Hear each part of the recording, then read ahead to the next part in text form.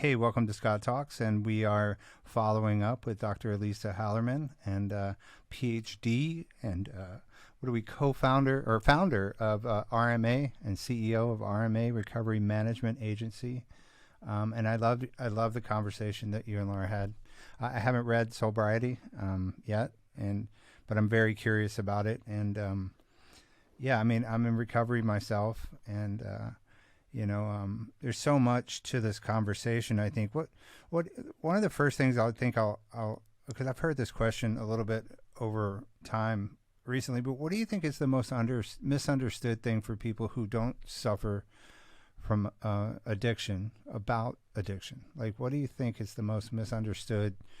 Like, is it a choice? Is it not a choice? Why can't people just get in the lane? Like, what is your experience with that dynamic?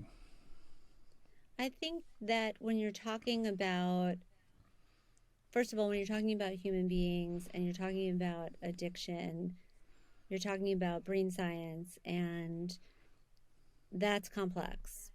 And even in the many, many years that I've studied it, I'm always learning something new or hearing something new.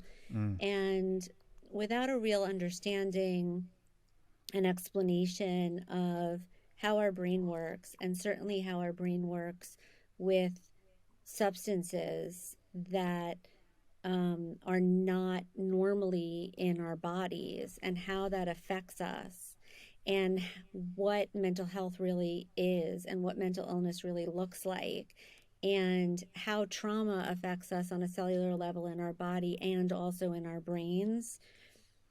I don't think it's fair for any of them to say it's anything other than a disease. mm, And, but, is it a choice to pick up? Would it be a choice for me after 20 and a half years of sobriety to pick up a drink? And the answer would be for sure. If I were to go mm-hmm. out tonight and pick up a drink, that would be a choice. What's behind that choice would probably be a lot of unresolved trauma and suffering and pain. Mm, And I would feel like I needed it. But that first drink, that first time, that's a choice. Every right, time after that, no, not a choice. right. That's the way I feel. It's the thing that interests me a lot, and I think this has come a long ways, even in my time in sobriety, is this trauma that undertones the addiction. I think you said something about trauma is the underlying condition of most addictions, and I've been around and seen a lot of different people be abstinent from some type of Mm-hmm. addiction or some obvious addiction, but they still seem to be suffering. Yeah.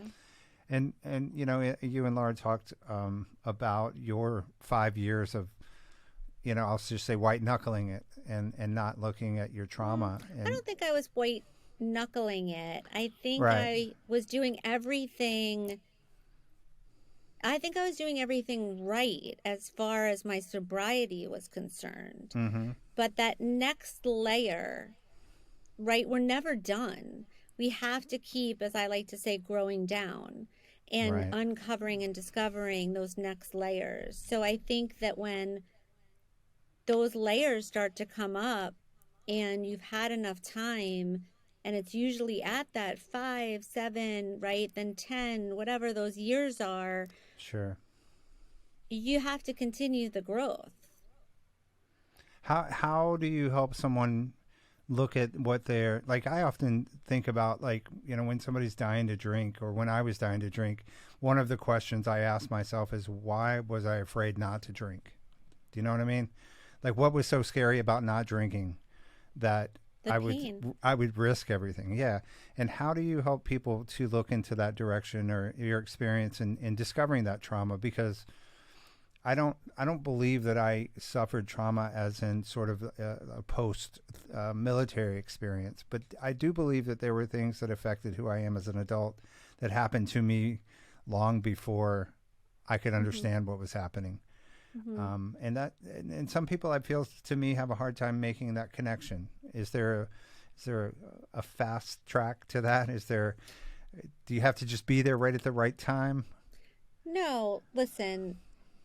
trauma is, it can be, when we think of trauma, a lot of people will think of a war or an assault or something of Mm-hmm. that nature.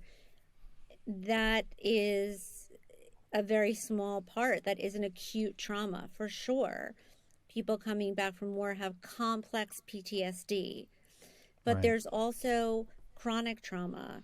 And that could look like a child of divorce who has to go back and Mm. forth, changing schools all the time, a parent that hasn't been present or is, you never know what you're going to get maybe with that parent who you live with because of their own mental health or their own situation. And so all of these things are now what people can experience, is that pain and suffering. When something happens to you when you're younger, you don't have a healthy ego that can separate, this is me and that's you. So when Right. things happen to children, they there is no, remember that moment in time when you all of a sudden realized that your parents were people and you were like, "Oh my Mm-hmm. god," Absolutely. Yeah. right? My parents have a life and a thing and their weirdness and with all their stuff, right? And Right. there's like a moment before that, anything that your parents do is only a reflection upon you and how much Mm. you are loved or cared about or seen or heard. And every time something happens, we put these little post-it notes on our soul. I'm not lovable, I'm not pretty, I'm not smart, you know, or Yeah. whatever those things are, and that becomes our narrative.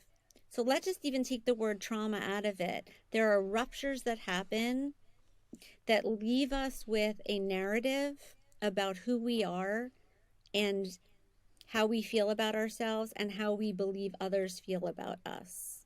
Mm.